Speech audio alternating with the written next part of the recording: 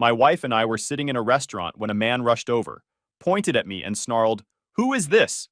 My wife froze. Sup, Reddit. Name's Damien, 34 male, 6 years of marriage, and I thought I had it all figured out. Turns out my wife had been living a double life and clowning me behind my back. Grab some popcorn and enjoy the shit show. I remember checking my watch, wondering if the waiter forgot about our appetizers. 8 p.m. on a Saturday night, our 6th wedding anniversary. Catherine had picked the restaurant, some overpriced place downtown. She said she wanted somewhere special. Let me tell you about my wife. Catherine was the kind of woman who thought the world owed her something. Beautiful, sure. High cheekbones, perfect hair, a smile that could get her whatever she wanted. But underneath all that, she was always doing the math on what everyone could do for her. I didn't see it when we were dating, but by year 3, I definitely did. By year 6, I just accepted it as the cost of keeping the peace. That was my first mistake. The second was thinking the peace was worth keeping. I'm a plumber. I own my own business, 12 employees, and contracts with 3 property management companies across the city. Not glamorous work, but I'd built something real from nothing. Started with a van and a wrench. Now I've got an office, a warehouse, and a reputation that keeps the phone ringing. Catherine never missed a chance to remind people at parties that her husband fixed toilets for a living. She'd laugh like it was a joke, then change the subject to something that made her look better. It was never a joke. The restaurant was packed that night. Couples everywhere. First dates and anniversaries and the occasional awkward business dinner. She was being extra charming. Kept touching my hand across the table, laughing at things that weren't funny, complimenting my shirt like she hadn't seen it 100 times before. She was nervous. That's when I noticed movement from across the room. A guy heading straight toward us. Tall, athletic build, dark hair. He wasn't scanning for an empty table. He was locked onto us, coming right at our table with an expression that said someone was about to have a very bad night. He stopped right next to us and pointed his finger directly at me. His voice was loud enough that the surrounding tables went quiet. "Who is this, Catherine?" I looked at my wife, expecting her to laugh it off. But she didn't laugh. She didn't say anything. Her face went white. Her hand started trembling. The silence stretched. 3 seconds. 5 seconds. Felt like forever. I turned back to the guy, made direct eye contact, and something passed between us. His eyes flicked to Catherine's frozen face, registered her obvious guilt, then came back to me. I watched him do the math. He blinked, took a half step back. His posture shifted. "Oh man, my bad," he said, his voice completely different now. Casual, embarrassed. "I thought she was someone else. You two look just like... Never mind. Wrong couple. Sorry about that. Enjoy your dinner." Smooth. He gave me the slightest nod, barely noticeable, something Catherine couldn't have seen from her angle, and turned away. Walked back across the restaurant like nothing had happened. Catherine let out this huge breath. Her color slowly returned. "That was so weird," she said, her voice a little too high. "Must have mistaken me for someone. People say I have one of those faces. Crazy, right?" "Crazy," I agreed.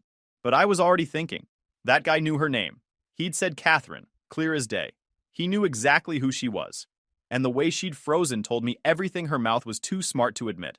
We finished dinner. Catherine relaxed as the evening went on, probably convincing herself that I'd bought the mistaken identity story. She ordered dessert, talked about wanting to redo the master bathroom, and mentioned something about her sister Daphne coming to visit next weekend.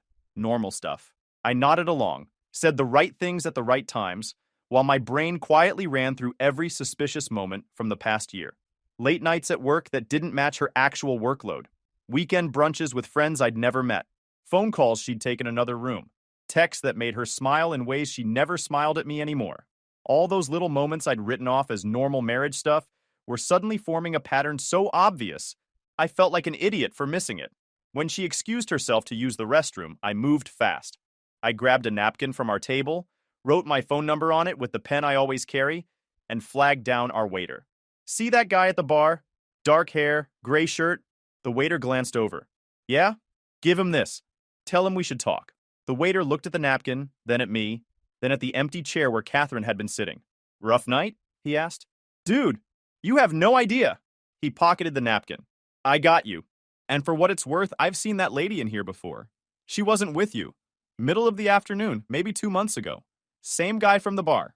The bill was already pushing 300, so I just rounded up to an even number and added 20 more for his trouble.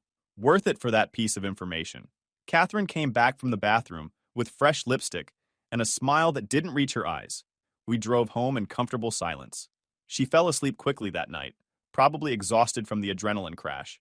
I laid awake until 3 in the morning, staring at the ceiling, replaying every detail, waiting for my phone to ring. His name was Enzo. He called me at noon the next day. The conversation was short, careful, both of us dancing around the obvious. Neither of us wanted to say too much over the phone. We agreed to meet at a diner on the east side of town. I told Catherine I had an emergency call from one of my property management clients, some burst pipe in a commercial building that needed immediate attention. She barely looked up from her phone, didn't even ask which building. 6 years of marriage, and she couldn't be bothered to fake interest in my work for 5 seconds.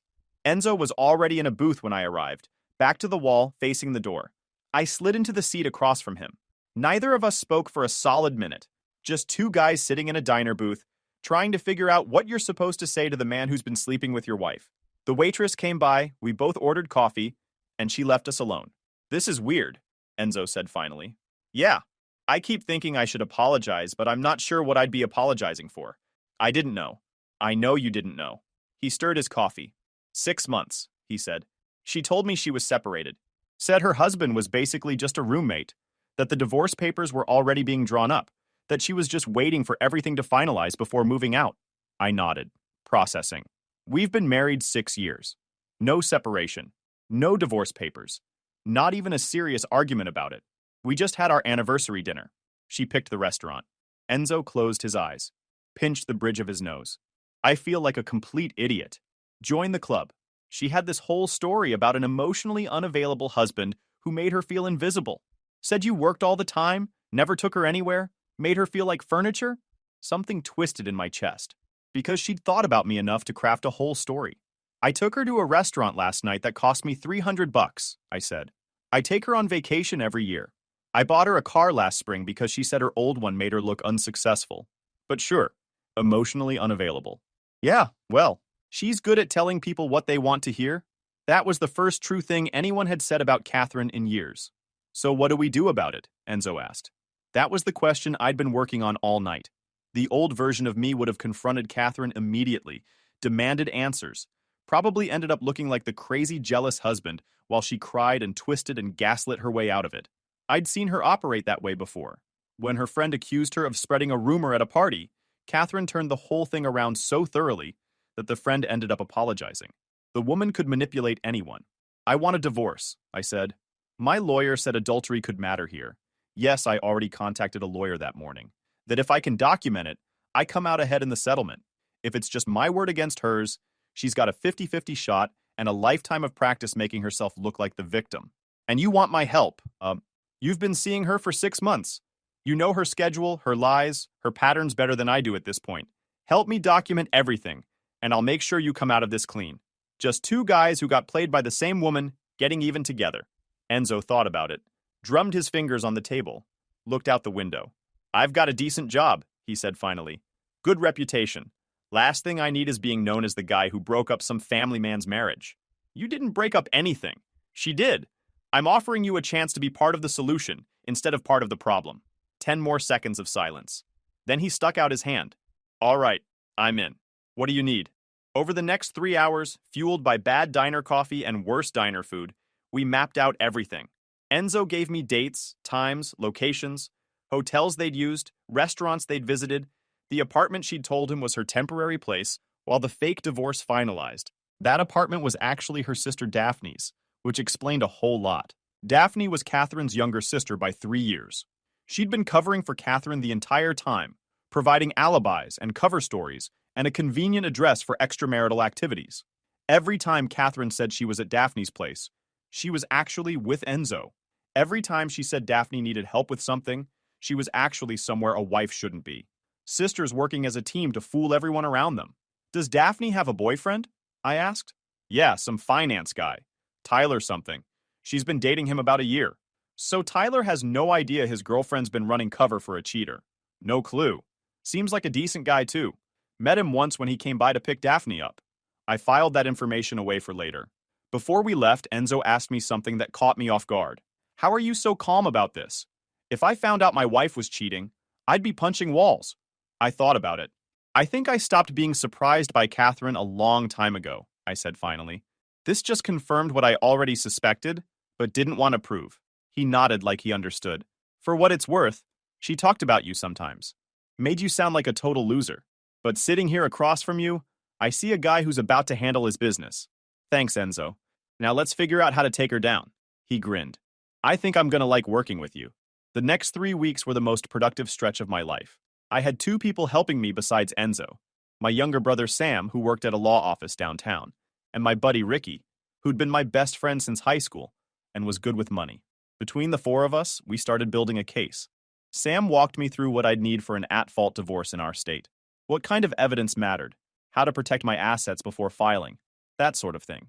He also connected me with a divorce attorney his office had worked with before, a woman named Margaret who had a reputation for not messing around. Ricky helped me dig through our finances. He spent a weekend going through bank statements and credit card records, looking for anything that didn't add up. What he found made me sick. Catherine had been skimming money for over a year. Small amounts, nothing that would have jumped out at me, but consistent. She'd also opened a credit card I didn't know about and run up 12 grand in charges. Hotels, restaurants, a spa weekend she'd told me was a work conference. All of it documented with dates that matched nights she'd supposedly been somewhere else. She wasn't even trying to hide it, Ricky said, sliding a stack of highlighted statements across my kitchen table. She just figured you'd never look. She figured right. Until now. Meanwhile, Enzo continued seeing Catherine like nothing had changed, but now every interaction was data collection. He saved every text, screenshotted every lie, documented every hotel room and dinner reservation. The voice recording was Enzo's idea. He mentioned that Catherine loved to complain about me during their dates, really get specific about how miserable her fake marriage was. So he started recording those conversations on his phone. The audio quality wasn't perfect, but it was clear enough to hear every word she said about how predictable I was, how boring our life together had become, how she'd wasted her best years on someone who would never understand what she deserved. That recording wasn't going to help her. Ricky came through with another discovery midway through week 2. He'd traced a series of cash withdrawals that didn't match any regular expenses. Following the paper trail, he found that Catherine had been funneling money into a separate savings account under just her name for almost 2 years. Not huge amounts, maybe 5 grand total, but the pattern showed this wasn't impulsive. She wasn't just having an affair. She was building an exit strategy. She was planning to leave you anyway, Ricky explained. The affair probably sped things up, but look at these deposits. They started before she even met Enzo. She's been preparing her way out while you thought you were building a life together. That changed the whole picture. This was planned. A long-term scam that I'd been too trusting to recognize. The hardest part was acting normal at home. Every morning, I woke up next to a woman who'd been sleeping with someone else for half a year. I'd lie there for a few minutes before she woke up, just looking at her face, trying to figure out where the woman I married had gone. Maybe she'd never existed. Then she'd wake up and I'd smile, and we'd have coffee together, and I'd kiss her goodbye before work. The performance wore me out. Some nights I'd sit in my truck in the driveway for 10 minutes before going inside, just to get my head right, just to put the mask back on. Then I'd remember the recordings and the texts, the way she laughed with Enzo about how easy I was to fool, and the grief would turn into something harder, something that could wait. Her sister Daphne came over one weekend, just like Catherine had mentioned. Her boyfriend Tyler came along, a decent guy who clearly had no idea his girlfriend was a professional accomplice. I watched the sisters exchange coded looks all evening. Little signals, inside jokes. They thought they were being subtle. They weren't. Tyler and I ended up on the back porch while the sisters did whatever scheming sisters do. He worked in commercial real estate, had plans to propose to Daphne within the year. Poor guy had no clue. Had Daphne ever mentioned wanting to elope? I asked, keeping my tone casual. Catherine keeps saying her sister wants to lock things down quick. Tyler frowned. She hasn't said anything like that. We've only been together a year and change. I figured we'd take our time, do it right. Smart man, never rush into major commitments. He smiled. That's exactly what my dad says. By the end of week 3, I had enough. A folder with photographs, recordings, bank statements, and text screenshots. Not a perfect case, but a solid one. Sam thought it was enough to file confidently. Ricky had found enough financial inconsistencies to raise serious questions. Enzo had documented enough lies to make her story fall apart. Margaret said we had a strong negotiating position, which was lawyer speak for, she's not going to like what's coming. The only question left was when and where to make my move. Catherine's parents hosted a family dinner every month at their place. Her dad, Jacob, was a retired contractor who'd always treated me like a son, more supportive than my own father had ever been. Her mom, Diane, was kind but oblivious, the type who assumed the best about everyone because it was easier than dealing with reality. The extended family rotated through these dinners, a parade of aunts and uncles and cousins who all believed Catherine was the golden child of the family. The next monthly dinner was Sunday. The timing was perfect. I called Enzo that night. "How do you feel about crashing a family dinner?" There was a long pause. Then he laughed. "I thought you'd never ask." The week leading up to the family dinner was all about staying patient. Catherine had no idea what was coming. She spent the week complaining about her manager at work, doom-scrolling social media, and sneaking texts to Enzo whenever she thought I wasn't paying attention. I caught her smiling at her phone at least a dozen times. The strangest part was how normal everything felt on the surface. We ate dinner together, watched TV together, had conversations about groceries and utility bills, and whether we should get the gutters cleaned before fall. 6 years of marriage had built up these routines, these patterns, and they just kept running on autopilot even though the whole thing was about to blow up. Wednesday night, she told me she loved me like it was just part of the routine. I set it back because keeping the mask on was easier than starting a war early. I finalized the financial transfers on Thursday. Ricky had helped me set up a new account at a different bank, one where Catherine's name appeared nowhere. Everything I could legally move went there. Our joint account still had enough to cover bills and not raise suspicion, but the savings I'd built over 10 years of running my business, the emergency fund, the investment accounts, all of it was now protected. When Catherine eventually tried to access those funds, she'd find nothing but dust and a very unpleasant surprise. Margaret called Friday afternoon to confirm the divorce papers were ready. She walked me through the filing one more time, made sure I understood the timeline, and reminded me that the evidence we had was strong, but not guaranteed to produce any particular outcome. I picked up the papers that afternoon, held them in my hands for a long time, sitting in my truck in the parking lot outside Margaret's office. 6 years of marriage, reduced to a stack of legalese and exhibit numbers. It should have felt like failure. Instead, it just felt like the end of something that had needed to end for a long time. Sam came over that evening while Catherine was at her book club, which was actually Enzo's apartment. We sat on my back porch and reviewed the plan one final time. The timing, the sequence, the backup plans if something went sideways. "You're sure about including the sister?" he asked. "That's going to cause a lot of collateral damage. Daphne's been lying to her own boyfriend for 6 months straight, all to help Catherine run her double life.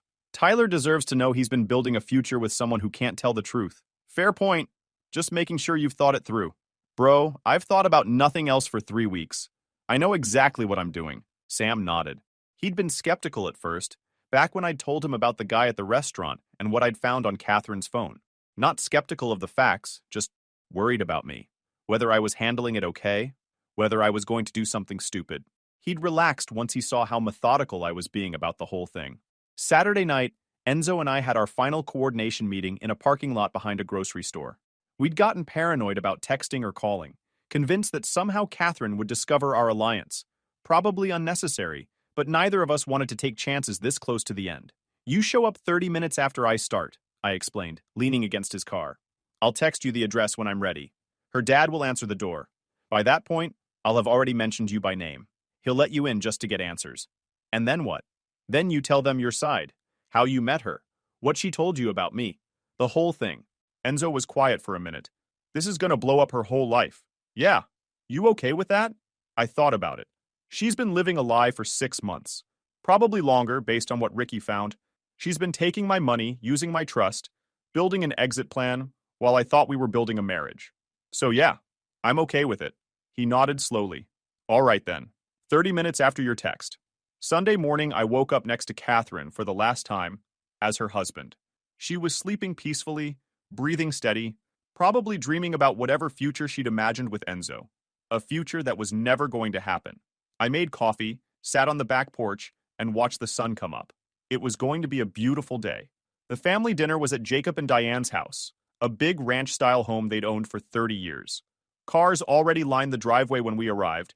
Aunts, uncles, cousins, the whole crew.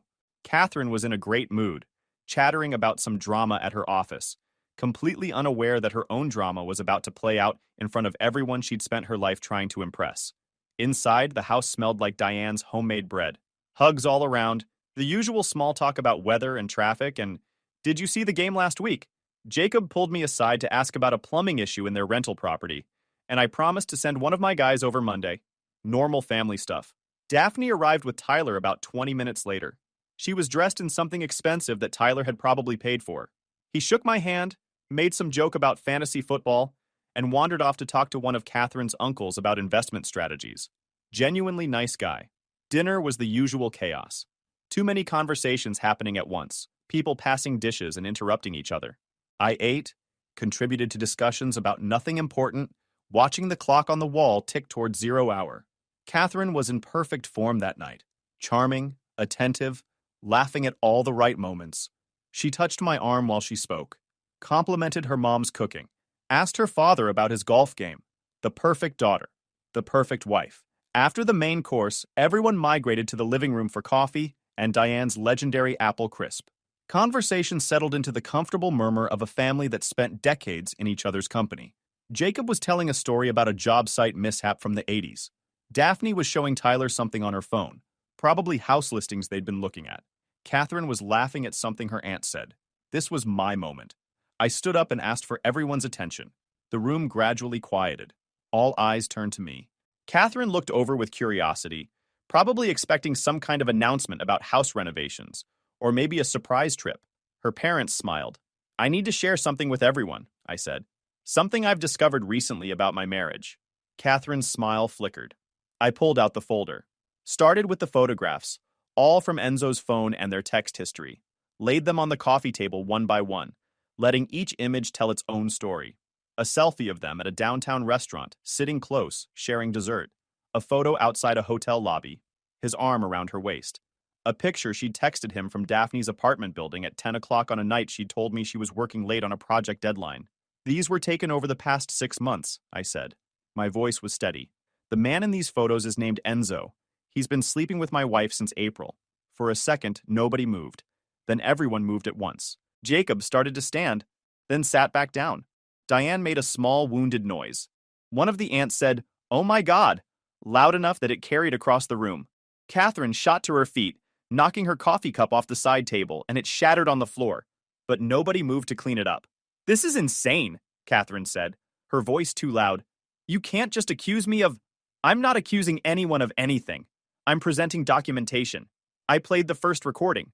The room went completely silent as Catherine's voice filled it, talking about her boring husband and how easy he was to fool, and how she couldn't wait to start her real life with someone who actually appreciated her. Her own words, her own voice, broadcast to everyone she'd ever tried to deceive. When the recording ended, several people started talking at once. Jacob was asking Catherine something I couldn't make out. Diane was crying. The uncle who'd been talking about investments earlier looked like he wanted to disappear into the couch cushions. Catherine was trying to explain, her words tumbling over each other. Something about context and venting and how I was twisting things. "That recording is taken out of context," she tried. "I was venting to a friend about—" That's when the doorbell rang. Jacob stood slowly, probably grateful for any excuse to leave the room. He walked to the front door, and when he came back 30 seconds later, Enzo was following behind him. Catherine gasped. She actually stumbled backward, nearly tripping over the edge of the rug. "Everyone," I said. "This is Enzo. My wife told him she was separated and filing for divorce. He had no idea she was still married until 3 weeks ago." Enzo looked uncomfortable, which made sense. A room full of strangers staring at him like he was a piece of evidence. "Hey," he said. "Not exactly eloquent, but what do you say in that situation?" "Yeah, so, your daughter told me she was basically single. Divorce was supposedly happening any day. Turns out that wasn't even close to true." Catherine turned on him, fear becoming fury. "You helped him do this? You helped him humiliate me? You did this to yourself. I just kept receipts." Jacob's voice cut through everything, low and flat and dangerous. "Catherine, is any of this true?" She opened her mouth, closed it, opened it again. For once in her life, the words wouldn't come. "There's more," I said. "Daphne." Daphne's face went white. Tyler, who'd been watching the chaos unfold like a spectator at a car wreck, suddenly looked directly at his girlfriend. I pulled out the second folder. Screenshots of text conversations between the sisters. Daphne coaching Catherine on which alibis to use. Daphne confirming she'd covered when Tyler asked where she'd been. Daphne laughing about how easy it was to fool everyone. "She's been covering for Catherine this entire time," I explained. Every fake alibi, every coordinated lie, every time Catherine claimed to be with her sister. Daphne backed it all up. She's been lying to you, Tyler, for 6 solid months. Tyler took the printouts, read them slowly. His face went through the same journey everyone else's had already traveled. Confusion, then understanding, then cold, quiet anger. You told me you were visiting your mother, he said to Daphne, his voice flat. You told me you had food poisoning. You told me your car broke down 3 different times. Tyler, please, let me explain. No. He handed the screenshots back to me. Don't contact me.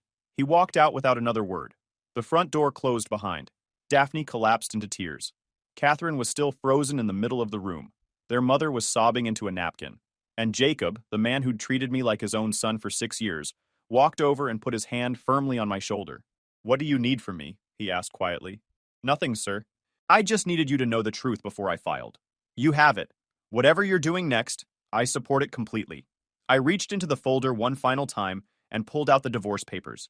Walked over to Catherine, who flinched backward like I was going to hit her, and placed the documents firmly in her shaking hands. You've been served. Happy anniversary. The weeks following the family dinner were chaotic. Catherine didn't take the exposure well. Not that I expected her to.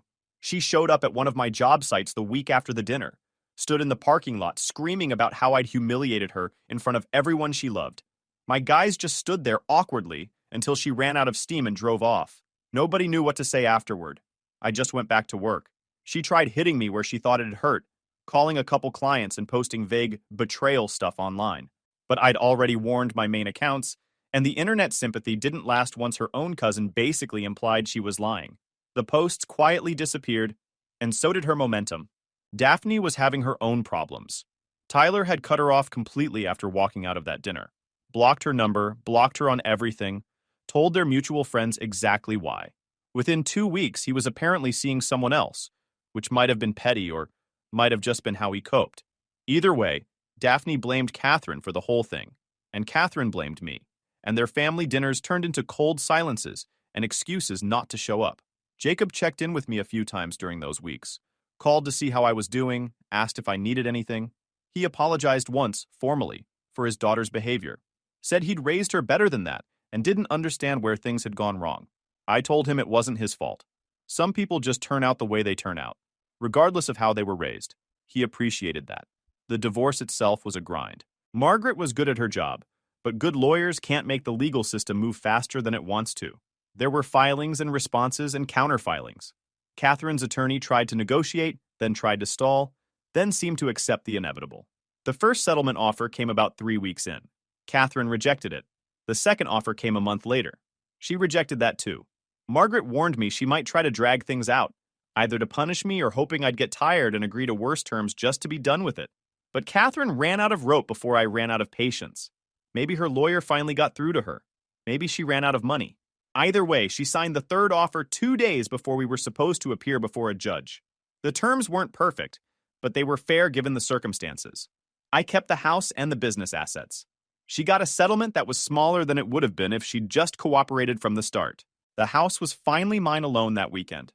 It felt strange at first, being there without anyone else. The furniture was the same. The pictures on the walls, minus a few she'd taken, were the same. But the whole place felt lighter somehow, like something heavy had finally been carried out of it. Ricky and Sam helped me clean out the stuff she'd left behind. Boxes of clothes she hadn't bothered to collect. Decorations she'd picked out that I'd never really liked. Wedding photos I couldn't look at anymore. We loaded it all into a storage unit, and I told her where the key was. Not my problem after that. The first few weeks on my own were an adjustment. You build habits over 6 years with someone. You get used to another person's presence, their routines, the sound of them moving around the house. Suddenly all of that was gone, but the silence was clean. Not the heavy, suffocating quiet of living with someone you couldn't trust. Just ordinary alone, the kind that's actually peaceful once you stop fighting it. 3 months after the divorce finalized, life had settled into something almost normal. I was at a sports grill with the crew, watching a playoff game on the big screens. Enzo had become a regular by then. What started as a necessary alliance had turned into actual friendship. He got along with Sam and Ricky, and none of us felt weird about how we'd all met anymore. We were in our usual booth, wings on the table, arguing about a call the ref had blown, when Ricky elbowed me and nodded toward the door. Catherine had just walked in. She spotted me almost immediately. stood there for a second like she was working up the nerve, then started walking over. She looked rough, tired around the eyes, wearing the kind of fake confidence that fools nobody. She stopped at our table, saw Enzo sitting next to me. Her face did something complicated. I need to talk to you. So talk. In private. This is fine. She stood there, caught between leaving and saying whatever she'd come to say. The table had gone quiet. Even the game seemed to fade into background noise. I made mistakes, she finally said. I know that. But 6 years has to count for something. We could try again. I've been thinking about it. And I really think we could. No. You didn't even let me finish. Didn't need to. The answer's no. Her expression shifted. That old flash of anger I remembered from every argument we'd ever had. You're really gonna sit there with him, she gestured at Enzo, and act like you're the victim here? Like you didn't blow up my entire life? Enzo just shrugged. You told me you were getting divorced. Turns out that was a lie. Seems like you blew up your own life? That was all he said. One line, delivered flat, and then he went back to his wings like she wasn't worth the effort. It hit harder than any insult could have. Catherine's voice went up. You're all sitting here judging me? You have no idea what I went through in that marriage. You have no idea. Ma'am, the manager had appeared out of nowhere. Big guy. Looked like he'd dealt with rowdier crowds than this one. You're gonna need to keep it down or step outside. I'm having a conversation with my... You're making a scene. Take it outside or I'll walk you out myself. The whole place was watching now. That specific quiet where everyone's pretending not to stare. Catherine looked around, realized she'd lost whatever audience she thought she had, and something in her just deflated. This isn't over, she said to me, but there was nothing behind it. She turned and walked out. The manager watched her go, nodded at our table like sorry about that, and went back to work. For a few seconds, nobody said anything. Then Ricky let out a breath. Well, that was something. That was awkward is what it was, Sam said. You good? I was, actually. Seeing her like that, desperate and flailing and completely out of moves, I thought I'd feel something. Satisfaction, maybe? Or guilt? But I just felt tired of the whole thing. Yeah, I'm good. The game came back into focus. Someone on screen made a play worth arguing about. Enzo said something about the spread. Ricky flagged down the waitress for more wings. And just like that, we were back to normal. Wings and bad calls and the kind of easy conversation you have with people who actually have your back. Catherine was probably driving home right now, replaying the whole thing in her head, figuring out who to blame. I grabbed another wing, watched the game, and didn't think about her again for the rest of the night. Guys, we are so close to hit 100,000 subscribers on this channel. If you are not subscribed to the channel, please consider subscribing. It really helps hit that 100,000 mark.